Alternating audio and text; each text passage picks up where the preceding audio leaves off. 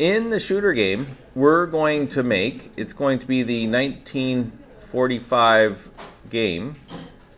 And in this game, it's going to look like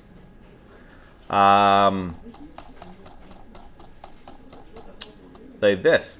You've got the shooter game, and you've got your plane, you fire bullets, and players are going to come towards you. Before I get started, let's talk a little bit about variables. So far, we've learned about the x variable. X is a coordinate left and right. Y variable is the coordinate up and down. I've got a variable called h speed. It tells us how fast we're going left and right. A variable called v speed, and that tells us how fast we're going up and down. Other variables that we're going to use that will be new, and these are built-in variables, are room width and room height, and the other ones that are listed, of course. Normally, when you make a variable that's not a built-in variable, you use something like the square that says var, which is when we make our own variable. And so we're going to do that as well. So let's get started on the 1945 game. So first thing I want to do is I'm going to create a background. To create a background, I right-click on Create Background, and I'm going to load the water. I'm going to go Load Background, and I'll load water.gif. To add the water to the room, I'm going to create a room, and in the room, if I look at the Background tab, it says Vertical Speed. I want to make it move. So I'm going to make it move at a speed of 2, so the background's going to move. And I'm going to use this image called background water that I'd set up in the backgrounds. Okay, let's make an island that I want to put on the water. To make an island that I put on the water, I'm going to call it Object Island 1, let's say, and I'll use the sprite of Island 1. And if I was just to add that to the room, so let's put an island here. What you're going to see when I press play is that the island does nothing. It just moves. And that's not quite right, because why would water move around an island, but the island wouldn't move? So we want to give the illusion that we're flying over the water and flying over the island. So I need to make the island move at the exact same speed as the water. So here's the trick to doing that. In the create event of the island, I'm going to tell it to move with a vertical speed that's exactly the same as the background appears to be moving in my room, which is 2.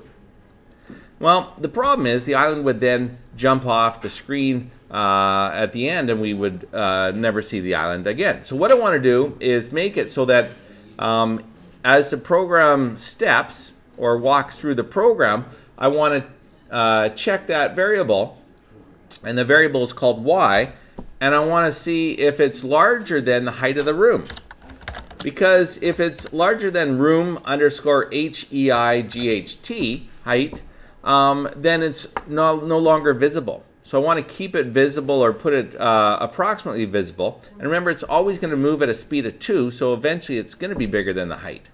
So what I do is, as the program runs in the step event, I check if y is larger than room height. And if that is true, what I do is I use the move tab, and I'm going to jump to not at the y position of being -65, which is above the room. As I said, it moves with a speed of 2, so in about 1 second, it will now reappear in the screen. But I don't want it to be relative, so it looks like the same island keeps coming out of the same spot. That would get kind of boring, and it would look fake. I want it to be random, because islands would be random in different places that you'd move over. So I'm going to use a keyword called random, R-A-N-D-O-M. And then in brackets, and I use Shift 9 and Shift 10, I put the position. So I want to come up with a number, maybe between 1 and 200, or 1 and 400. Or even better, a number between 1 and the room underscore width, W-I-D-T-H. So somewhere in the width of the room, randomly, a position -65, it's going to reappear. Okay, I'm going to do the same thing for island 2 and 3. So let me just duplicate them. real quick and give them object island 2 as a name. And I'll choose a sprite of island 2. And I'll do the same thing for the third island. I'll call it object island 3, and I'll give it the sprite of the third island. Okay, last thing I want to do here is make a plane that's going to fly over these islands. I don't have any enemies yet, and that's okay. I just want to make the plane move in the room. So what I'm going to do is create another object called myPlane. And what I do for this object is object myPlane. I'm going to use the sprite of the plane, and I'm going to have in the keyboard event, when I press left, I'm going to jump to a position relative to where I am. So relative, x and y relative, when I press left, relative, where do I want to be? Where I want to be is, I want the y position to be the same, so I'll leave that at 0, but I want the x position to be relative -4 less, because I want it to move left.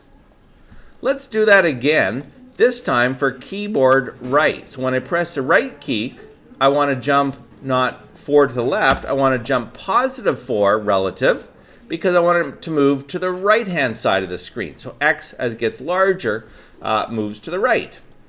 Let's do up and down. Up and down is going to be very similar, except for I don't want to modify the x, so I make the x relative 0. Rather, I want to go -4, which would make it move up. And finally, down is going to be very similar, but I go keyboard down and I tell it to jump +4. Great, let's add those objects to the room.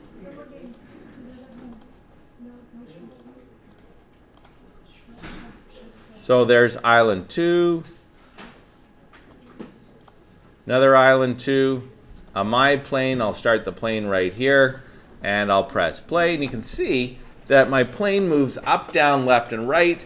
The islands move at the same speed as the water, and it gives me the illusion when I'm playing this game that I'm moving over a bunch of islands, and those islands are going beneath me, and they're very random and different islands.